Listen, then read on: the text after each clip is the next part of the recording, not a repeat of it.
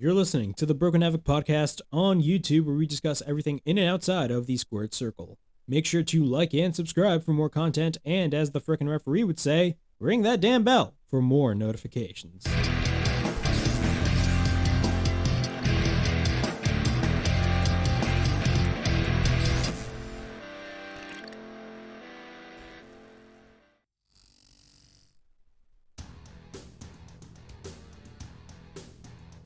What's up, everybody? It is Broken Havoc here, right here on the Broken Havoc podcast, here with episode 4 of News Shock, where I discuss the latest news and rumors of professional wrestling with WWE and AEW. And we got a lot of things to go over right here on News Shock. Of course, Shane McMahon, of course, I reported on last week's edition of News Shock that he got major heat after being, producing the men's Royal Rumble match. Of course, Shane McMahon, we hear all those stories of him putting himself over. Now it is reported that he has been let go by the WWE. This led to backstage morale in the company, while the company is making $1 billion in revenue, of course, the highest in company history. I'm going to be talking about that. Thoughts on who is possibly going to show up next week or I should say this Wednesday in 2 days on Dynamite in the match against Isaiah Cassidy. My opinion, I think it's going to be Jeff Hardy, but I'm going to be talking about that later on. Of course, we got a lot of things to go over. Rampage is going to be moving time slots this Friday on TNT as well. I got lots of things to go over right here on News Shock. But before I get on with News Shock, make sure to like and subscribe and share this video right here on the Broken Havoc podcast so you can get the latest in wrestling. I talk a lot of wrestling right here on the channel. Of course, I got News Shock, I got Old School Showcase, which is going to be uploaded most likely this Wednesday.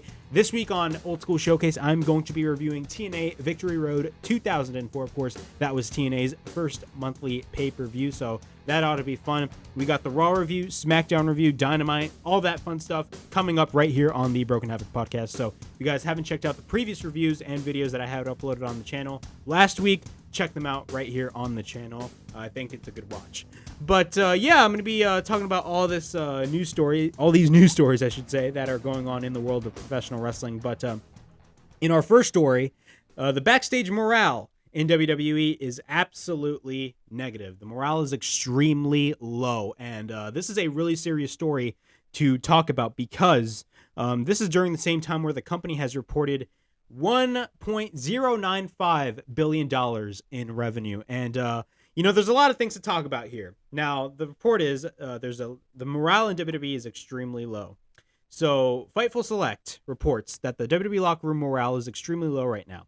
The report stated that several wrestlers don't think that they have a voice, which is why some of them turn to social media to air frustrations. Of course, one of those wrestlers being Mustafa Ali, in which he is granting his release from the WWE, and the Free Ali trend is still growing strong. And there's a lot of things going on right there. So this was a report by Fightful, but I'm reading this from the Sportster. Mustafa Ali recently requested his release, but WWE hasn't granted it to him. In a major surprise, Tony Storm abruptly left WWE before the new year. WWE has also conducted a long series of superstar and employee cuts throughout 2021.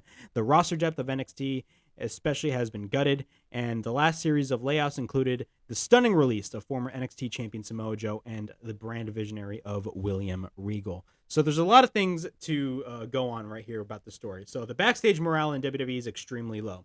This is coming off what happened at the Royal Rumble, of course, with Shane McMahon putting himself over in the Royal Rumble. He was one of the final four, which is really dumb if you look at it. I mean, of all people, why is Shane McMahon one of the final four entrants of the Royal Rumble match? I think it made no sense, in my opinion.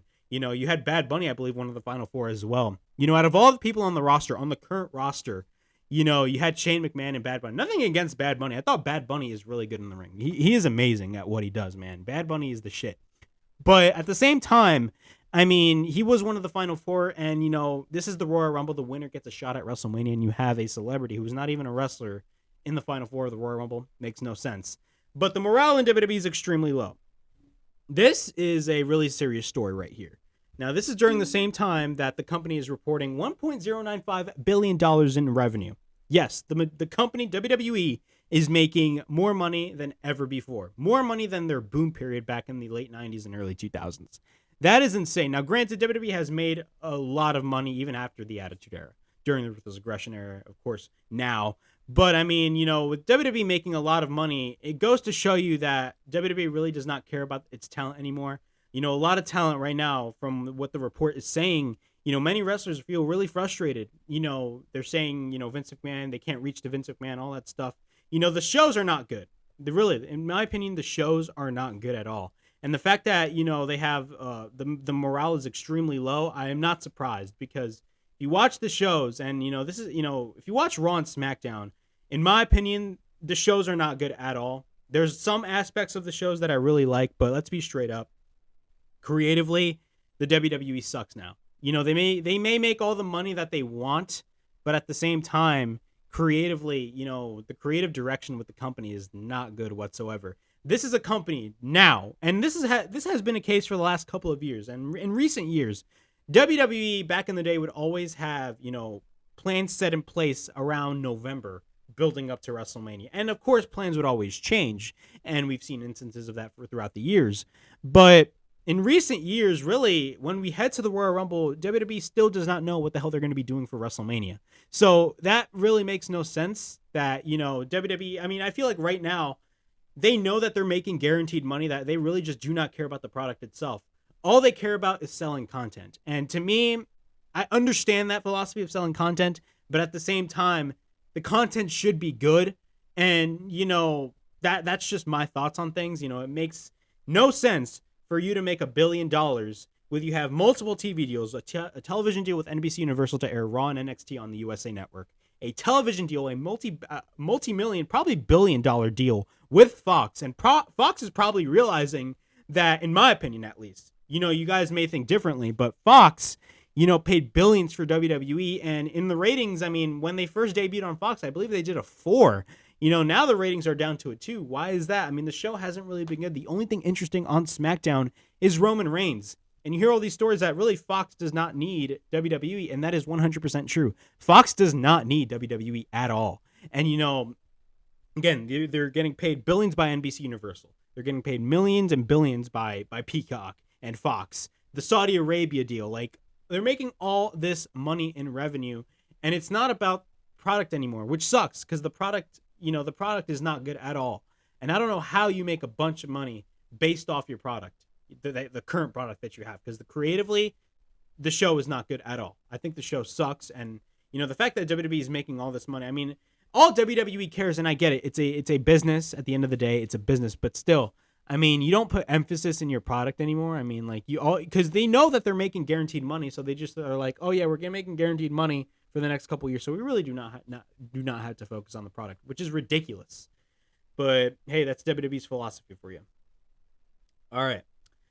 WWE reports $1.095 billion in revenue in 2021. WWE has announced record revenue for 2021 ahead of the company earning call on Thursday, February 3rd. WWE announced that the company generated $1.095 billion in revenue in 2021. The company pulled $310.3 million in revenue for the fourth quarter of 2021. So it goes to show you, man, look, WWE cares about the bottom line, man. They care about the money that they make and nothing else. Look, good for WWE for making all that money. I mean, good for them. But at the same time, I genuinely have this feeling that it's going to bite them in the ass. Because of the fact that, you're making all this money now. You basically shilled Fox to pay $1 billion to you to air SmackDown, right?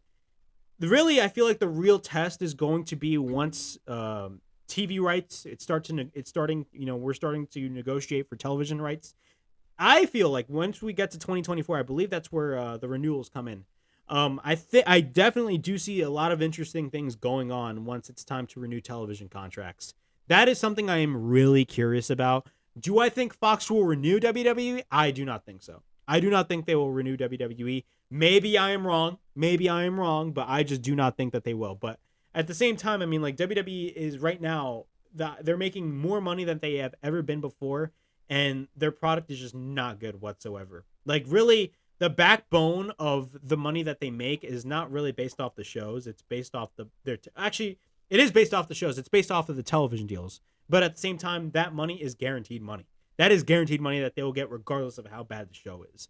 Yeah, I mean, WWE is making more money than ever, but why are a lot of wrestlers, why is the backstage morale bad in WWE even though you're making $1 billion? I mean, that is something that I'm really curious about because again, WWE is a publicly traded company, so there's a lot of things you can and there's a lot of things you can't do in a publicly traded company environment. But still, I mean, like the show sucks. How are you making all this money and the show is not good at all? I mean, they're getting paid guaranteed money, man. It's ridiculous the amount of money that they're getting paid. I believe, with all the cuts going on, I genuinely believe that the company is going to be sold to either NBC or Disney Plus. Now, granted, I believe they made that deal with Disney Plus in a certain country. I forgot the country name, but they made a deal with Disney Plus, and a lot of people are saying that this is just the first step of them, possibly being sold to Disney. In which a lot of people have hopes that WWE gets sold to a major company like an NBC or a Disney. But at the same time, that does not guarantee Vince McMahon, relinquishing his power as chairman. You know, People may hope for the best, but at the same time, you have to realize that, we've seen companies before that were owned by large businesses, aka WCW is owned by Time Warner, and Time Warner, just did not care a lot about WCW whatsoever. Even when they were successful, you had executives in Time Warner not liking WCW, wanting to pull WCW off of TNT and TBS. Of course, Ted Turner was always the guy that refused because he knew the loyalty that there was with WCW because of the fact that wrestling before, he bought the company in 1988, WCW, or at the time, Jim Crocker Promotions, they were really loyal to Ted Turner in the early days of TBS, the Superstation. But at the same time, I mean, of course, 2001 happened, the AOL Time Warner deal finalized, and we all know what happened there. There are many situations, and, when there's many different scenarios in which, a television company can own a wrestling company, and most times it's just not good, so I do not want to get my hopes up on potential. So do I think the company is being sold? Yes. And that doesn't mean WWE is going to stop. WWE is going to continue on even if the company is sold, because of the fact that because of how much money these people are making, I do not see any company, even if they bought the company, being shutting down WWE. WWE's they are never going out of business whatsoever. But this is, WWE's making a lot of money and they're making all these cuts due to budget cuts. I don't think they're making budget cuts at all. But yeah, that's my thoughts on that. Shane McMahon has been quietly let go by the WWE. Ringside News exclusively reported that Shane McMahon was a nightmare as a producer of the Men's Royal Rumble match. He openly buried Jamie Noble and wanted to book the match around himself. There were ramifications of all that heat. A tenured member of the creative team informed us, that being Ringside News, that's where I'm reading from, and that they're the original sources, informed us that the writers were told in a semi-quiet way that there will be no more creative decisions about Shane McMahon. They have now moved on to other creative decisions. That being said, Shane McMahon is no longer on Raw, Elimination Chamber, or WrestleMania. He was previously slated to be a regular on the Red Brand. Vince McMahon's son has been an employee of WWE for a long time. We were told that he was supposed to be involved in the XFL, but then COVID hit, and then the XFL went into bankruptcy. Shane has not been in a WWE employee since he's been back. Vince McMahon also had no choice but to take action against his own son. Source stated, and I quote, Vince had no choice. Shane created chaos, had everyone in an uproar, pissed off everybody in the Rumble, openly buried other producers, and was changing things that Vince wanted. Vince had no other choice but to send him home, end quote. The term blackballed has not been used, but he was pretty much let go, quote unquote. Vince McMahon is, quote unquote, quietly using the term, quote unquote, let go to describe the situation. So this was a report that I stated by Ringside News that I just read. Okay. What are the takeaways from this? So we all know, and I reported it last week on last week's episode of New Shock, that Shane McMahon created chaos in the locker room in the WWE. And we heard a lot of reports that Shane McMahon wanted to put himself over in many scenarios. Okay, first off, when it comes to Shane McMahon wanting to put himself over, I do not understand why he would want to put himself over. I definitely do see that being the case, but at the same time, I think the story is true, but of all people, Shane wanting to put himself over was really curious to me, because I always viewed Shane McMahon as the McMahon that really understood him, and Triple H, understanding, the flaws that WWE currently has. And the fact that, now we basically see the true side, if these reports are true of Shane McMahon, I mean, bruh, this is a really crazy story, man. Shane McMahon being quietly let go by the WWE is insane. Because, again, he wanted to put himself over. I don't know why he would want to put himself over in the Royal Rumble. Do you honestly think people would be really interested in Shane McMahon? Do you honestly believe that? No. Number one, isn't Shane in like his 50s? So why would people really be interested in Shane McMahon? Like, really, my interest in Shane McMahon really dipped back in 2019 when he turned heel. And really, he did the whole best in the world gimmick, and that was arguably one of the worst aspects of WWE TV I have ever seen. It was one of the reasons why I kind of stopped watching, and I would just watch WWE casually during that period of time. Really, it was really not good at all. And I felt like, with Shane McMahon, just putting himself over, especially in the men's Royal Rumble match, and him, being, getting a lot of heat by the locker room.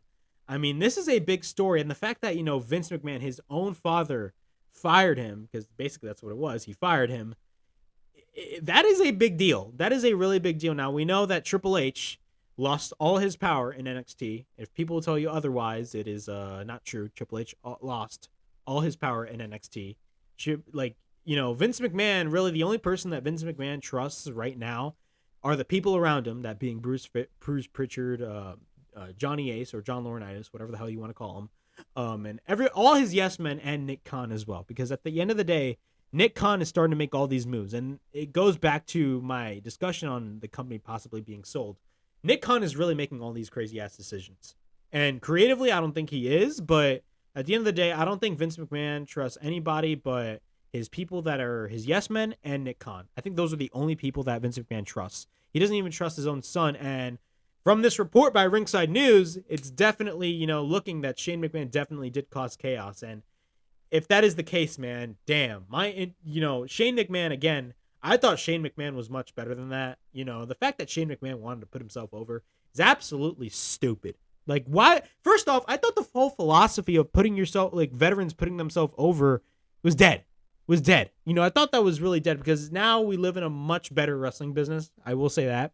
But, I mean, apparently this stuff still goes on. And there are a couple of veterans that love putting themselves over. They really don't care about, the creativity, and they don't care about the younger talent. I mean, Shane McMahon, of all people, Shane McMahon, this guy, I mean, like, come on, man. You really wanted to put yourself over besides everybody else. What is so special about Shane McMahon? Now. I'm talking about now. What is so special about Shane McMahon now in 2022? I'm going to give you that answer right now. There's nothing special about Shane McMahon right now in 2022. So, honestly, if the reports are true that Shane McMahon has caused chaos, and, he was let go by the company, as Ringside News is reporting, good on WWE for doing that. Because of the fact that, this makes absolutely no sense. Now, in another story, this connects to the whole Shane McMahon story. Brock Lesnar was not happy about Shane McMahon's plans before the Royal Rumble. Ringside News reported his appearance, of course, that being Shane McMahon's, and I knew Shane McMahon was definitely going to be in the Royal Rumble. One of the biggest problems with the men's Royal Rumble was the fact that, there were barely any surprises. In the match. We did have Bad Bunny, we did have Shane McMahon, but let's be honest, those guys were already leaked before the Royal Rumble match even happened. So Ringside News reported Shane McMahon's appearance and his performance in the match was not necessarily anything to write home about. It seems he angered Brock Lesnar as well. Shane McMahon has a substantial amount of heat on himself for taking over the men's Royal Rumble match, booking as McMahon simply went into business for himself. After that, creative plans for Shane McMahon changed due to all that heat. That is not all. We also reported that being Ringside News. This is where I'm reporting this. Shane McMahon was quietly let go by the company. Vince McMahon ultimately had no choice but to fire his own son in the end. McMahon was frustrated over Vince shooting down his Royal Rumble changes, and according to Fightful Select, again, I am reading this from Ringside News, but the original source was Fightful Select. According to Fightful Select, Brock Lesnar was not happy with Shane McMahon's behavior during planning for the Royal Rumble. The source stated, and I quote, "We're told that when Vince McMahon learned of Shane McMahon's plans, he wasn't happy about them, and neither was Brock Lesnar. Shane was insistent on seeing them through, which didn't end up happening. Dax Harwood, of AEW, of course, of FTR, recently reached out to Shane McMahon as well. It remains to be seen what is next in store for Shane O'Mac after his incredibly short stint in the WWE. So Brock Lesnar was actually pissed off about this too. It goes to show you, man. Like, look, the locker room. I feel like the locker room knows that the product sucks, and with Shane McMahon causing chaos, man. I mean, I feel like there's more to this story that we don't know. I feel like we don't have all the information, but I feel like there's some really big tension going on within the McMahon family and in WWE. In my opinion, I feel like there's a lot of stuff like that going on. I may be wrong, but again, man, this whole Shane McMahon story is insane. I didn't really take it seriously up until this past week, where it was when it was reported that he was let go. That is really when I took it seriously, because of the fact that Shane McMahon, really creatively just did not give a shit, and all he cared about was himself. He basically, as this report stated, went into business for himself. And that is not good, especially if you're a publicly traded company like WWE and you want to go to business for yourself. It's not really a good look.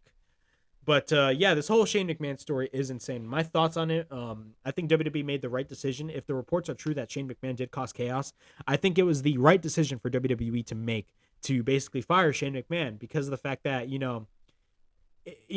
wrestling is a team effort, and nobody should go into business for themselves. And if you do go to business for yourselves, in my opinion, you shouldn't be in this business to begin with. That's my thoughts. But yeah, Tony Khan. Now, shifting gears here, as Michael Cole would state. Tony Khan states that a top wrestler will walk through the forbidden door on Dynamite against Isaiah Cassidy this Wednesday on Dynamite. Now, this is a really big story.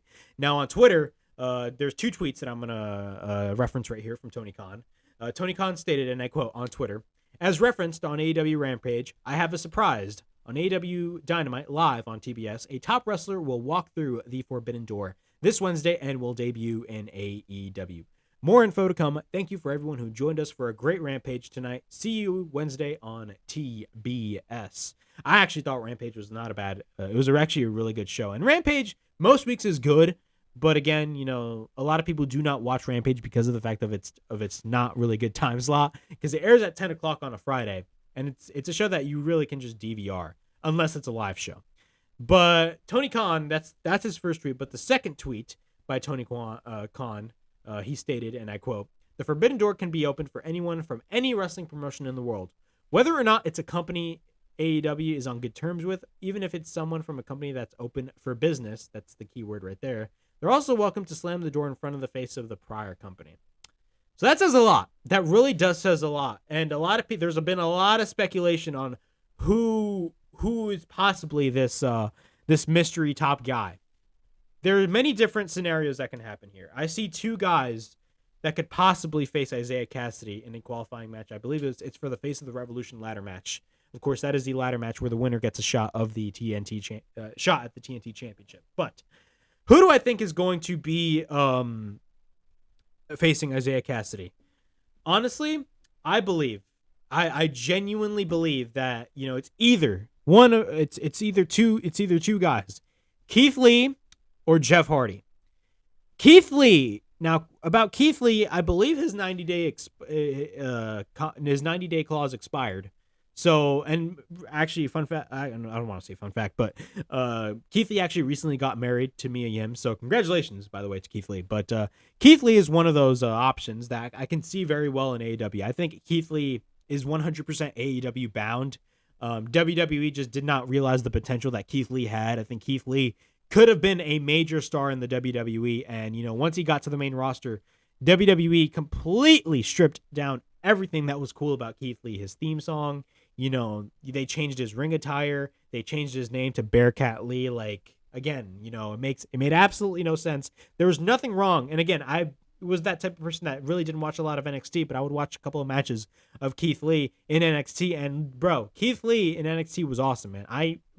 His theme song is arguably one of my favorite modern WWE theme songs. And now, after that, they completely buried Keith Lee after that. It made no sense. But yeah, it's either Keith Lee or Jeff Hardy. Now, Jeff Hardy, I believe, correct me if I'm wrong in the comments, that Jeff Hardy's 90-day non-compete clause did not expire yet. But, I mean, Jeff Hardy, has been the talk of the discussion. There has been a lot of teasers of Jeff Hardy coming to AEW. And here's one that I will put on here right on the episode.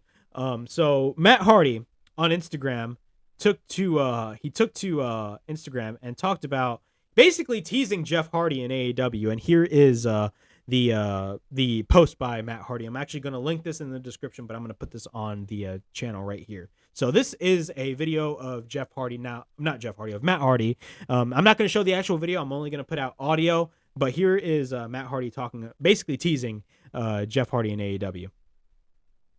Let's see if... Tonight on Rampage, Isaiah Cassidy lost to Sammy Guevara.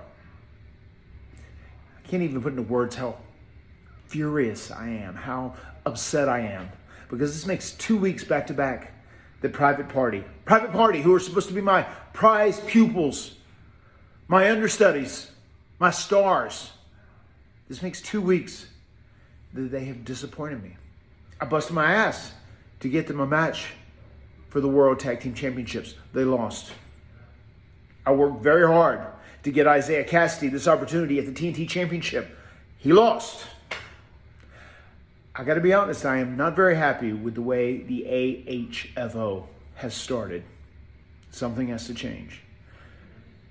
And maybe it's time for me to not focus on getting rich off these young guys that I'm mentoring. Maybe it's time for me to go back to the drawing board. Maybe it's time for me to get rich off what I originally got rich off of, and that was me. Maybe it's time for me to tighten up my boots, lace them a little tighter, lace them a little more snug. Maybe it's time to adapt my old motto of fear is only a 4-letter word. So starting today, February the 5th, 2022, I'm going to make a promise to everyone, and I'm saying it here publicly, so I'll be held accountable for it. I'm going to bust my ass. I'm going to do everything that I possibly can to take my dilapidated vessel, after all the wear and tear on my body, after my age, and get it into the best shape that it can possibly be in.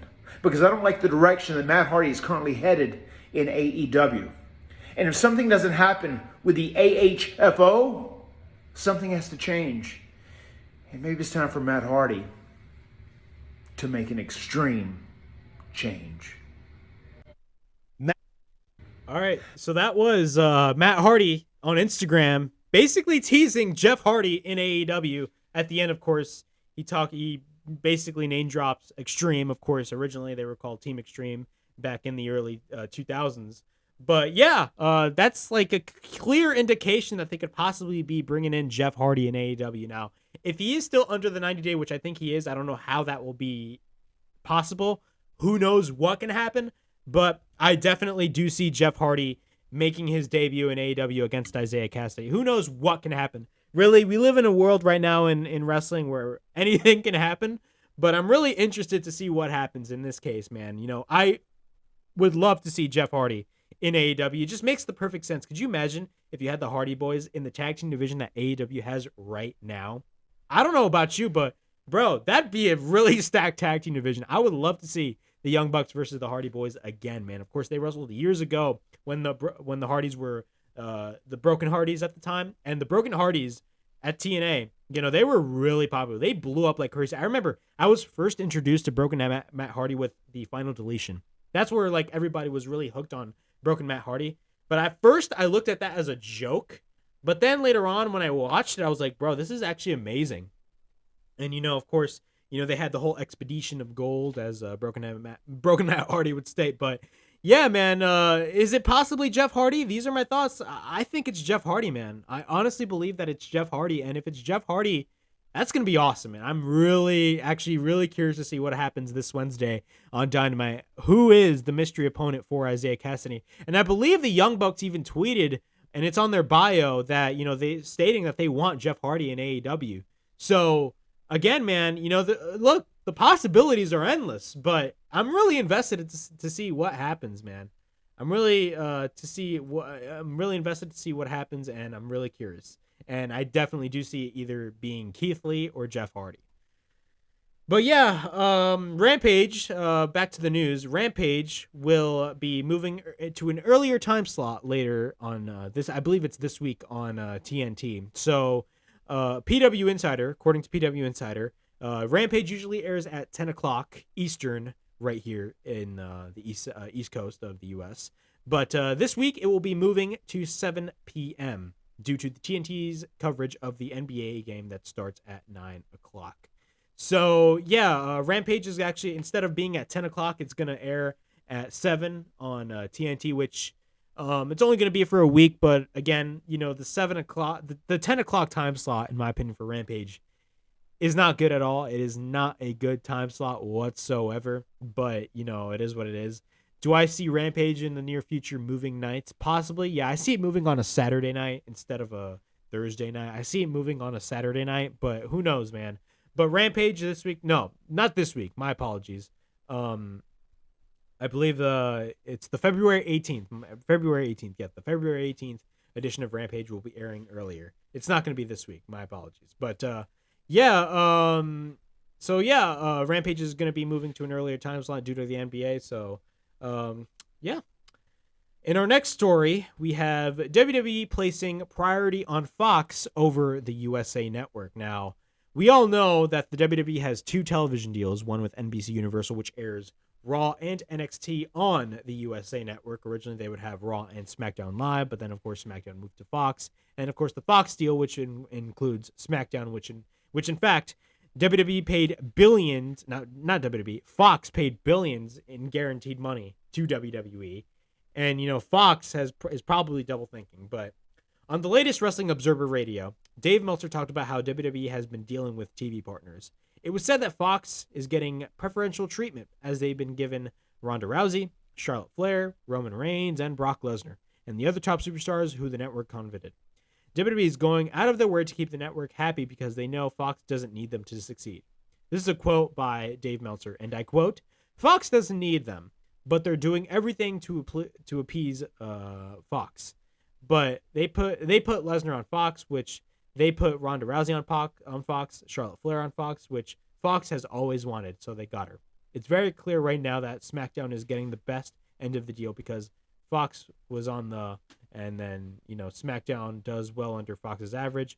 Raw does 4 times, especially USA's average, so Fox can take it or leave it, so they're going to make sure. But Fox is a much, much better vehicle for SmackDown. I mean, if for whatever reason, and I don't expect this to happen, Fox goes, you know what? We don't got NFL on Thursday. The whole idea was going to be a big sports weekend. Thursdays going to be the NFL. Fridays are going to be SmackDown. Saturdays is going to be college football. And then Sunday is going to be the NFL. That was what they were going to be to build the entire network around. Thursday football was very successful, but they didn't bid to keep it. It ended up going streaming. Obviously, they're going to have Saturday and Sunday with the college football and pro football, but they don't need that bridge. It's easy for them to do. They're in business. There's a lot of other business that Fox is doing with WWE, so it is a beneficial relationship for them. So I will expect that they will want to keep it. Obviously, WWE will also want to play, again, streaming services that are willing to overspend like Peacock, and WWE knows that, end quote. So, yeah, man, WWE is putting more focus on Fox than NBC Universal, and I honestly do not, I take that back with, I do not blame them.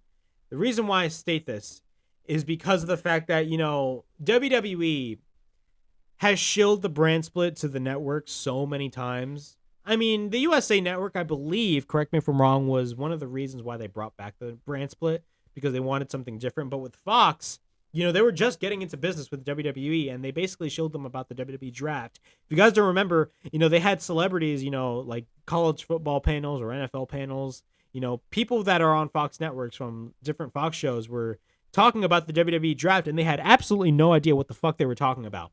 And, with when we hear stories on, like, Fox wanting these wrestlers and USA Network wanting these wrestlers, to me, I don't know why that is the case. Now, I know that WWE has a brand split, but at the same time, it makes no sense for the WWE to, it makes no sense for the WWE not to end the brand split. I feel like if WWE ends the brand split, they wouldn't run themselves into a corner in which they would, have certain wrestlers to a certain show on a certain network. I feel like if you just stop the brand split, if you cancel the brand split, I think it's best if you have everybody under one roof, and then the networks would be happy. But when it comes to Fox, now Fox, earlier in this report, Dave Meltzer did state that, obviously Fox does not need the WWE, but you never know. I mean, like, I definitely see, Fox not renewing the WWE once 2024 comes around, but I may be wrong. I may be far-fetching, but I believe that, Fox is not going to renew. NBC Universal, I definitely do see them renewing. I definitely do see them renewing the TV contracts because of the fact that, NBC Universal and WWE have been in bed together for so many years. Even before I was born, they've been in bed together, like WWE, USA, NBC. They've been in bed together for a long period of time. But at the same time, I mean, like, when it comes to Fox's case, the fact that they want particular wrestlers, I totally understand that. But at the same time, this is really WWE's fault because of the fact that, this whole brand split is a joke. The brand split is not special in 2022. It's really not.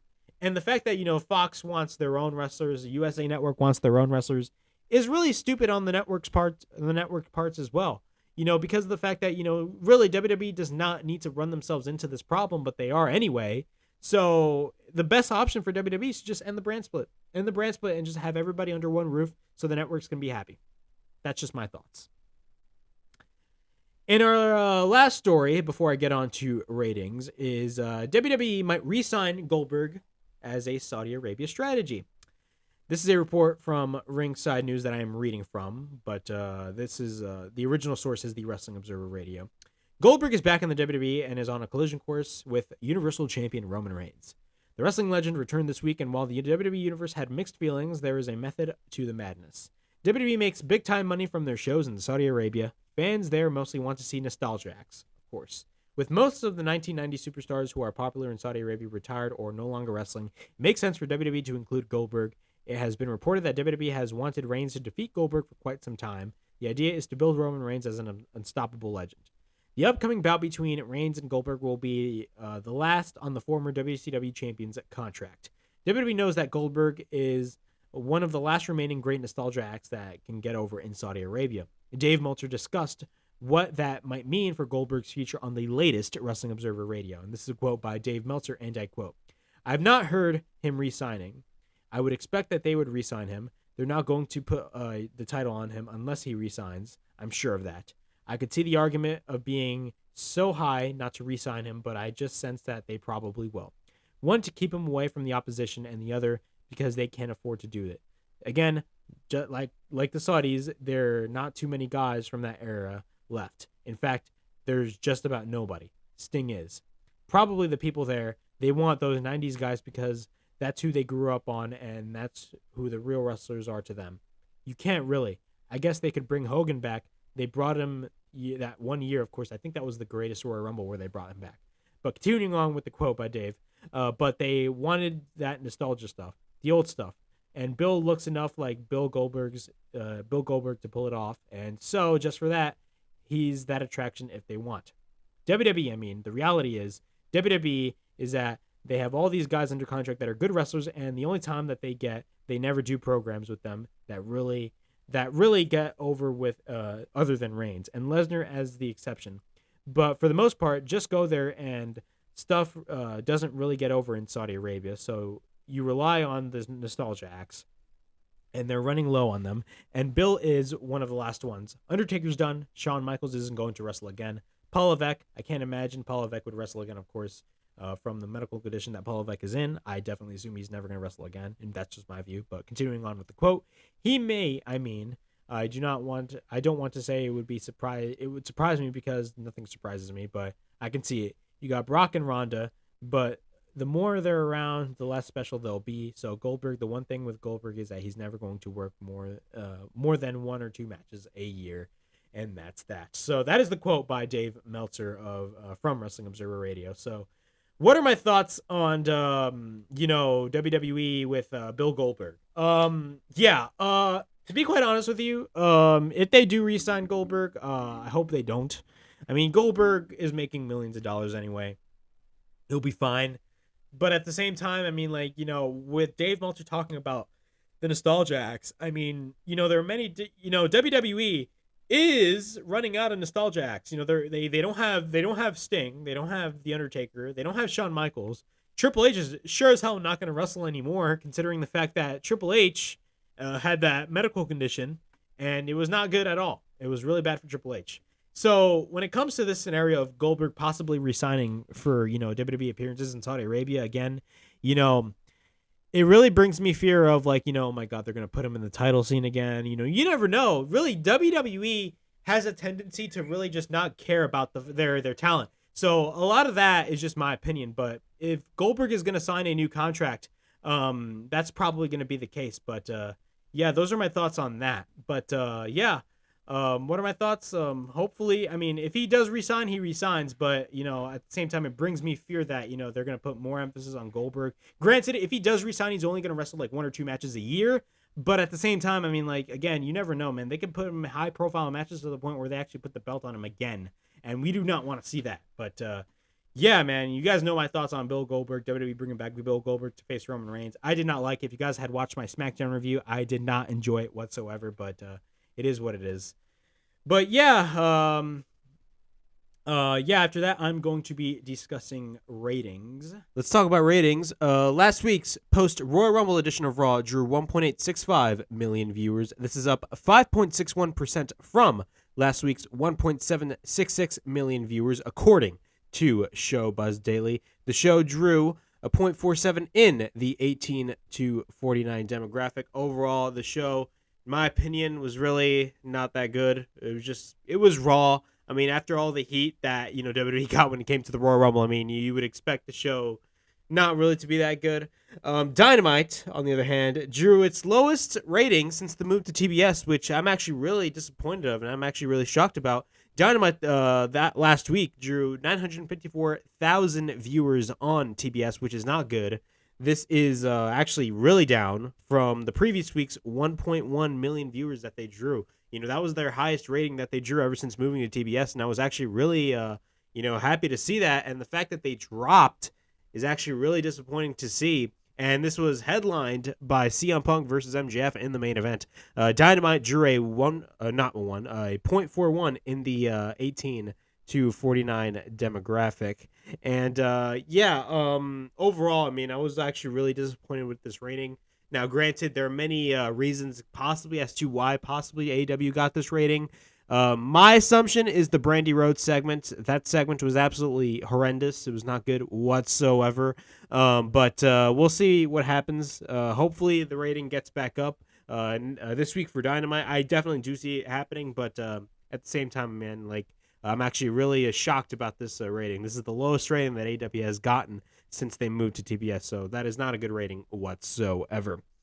For SmackDown, this past Friday, averaged 2.151 million viewers on Fox, and this is down 8.9% from the January 28th episode. This is also the show's lowest rating on Fox since Christmas Eve, and the lowest since December 10th for the live episode. SmackDown was not a good show. SmackDown really hasn't been a good show for the past couple of weeks, so honestly, I'm being honest, I'm not surprised. Of course, SmackDown we finally got the match for WrestleMania, that being Ronda Rousey versus Charlotte Flair, which, again, it should have been Becky Lynch versus Ronda Rousey, but it's WWE, that's what we're talking about. But, SmackDown drew 2.1, and they drew a 0.51 in the 18 to 49 demographic. AEW Rampage, which I thought was actually a really good show, and I thought it was much better than SmackDown. Rampage drew 540,000 viewers at 10 o'clock on TNT. They averaged that viewership number according to Showbuzz Daily. The show is down 10.14% from the previous week's taped Beach Break episode, which drew 601,000 viewers. So this is down again. So overall, I mean, like, Rampage was still a good show in my opinion, but again, Rampage, I feel like one of the biggest problems with Rampage is the fact that the show is taped, and you have easy access to the ratings and the results of the show, and the fact that the show is taped. I think the show should move nights and it should be live. Not only that, the show did a 0.20 in the 18 to 49 demographic. This is actually down 20% from the previous week's Beach Break episode, which drew a 0.25 rating in the key demographic. So yeah, the ratings are down this past week for AEW. Hopefully this week the ratings get back up. Again, with Dynamite, the ratings were really disappointed for Dynamite, and that was a low rating. I don't think we should give excuses right here.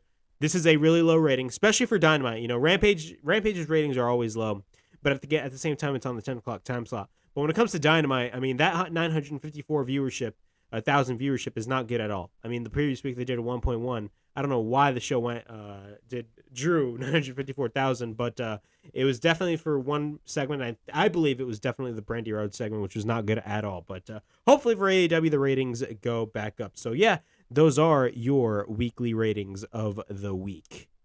So yeah, that was New Shock from episode 4 of New Shock. Overall, there's a lot of stories that we're going to be covering, or that I did cover, I should say. But overall, I mean, definitely there are a lot of things that are going on right now backstage in the WWE. But all these news stories are really interesting to me. And yeah, that was New Shock episode 4. Please like, subscribe, comment down below, push that bell for notifications, and be on the lookout for more content right here on the Broken Havoc podcast. And this is Broken Havoc, signing out.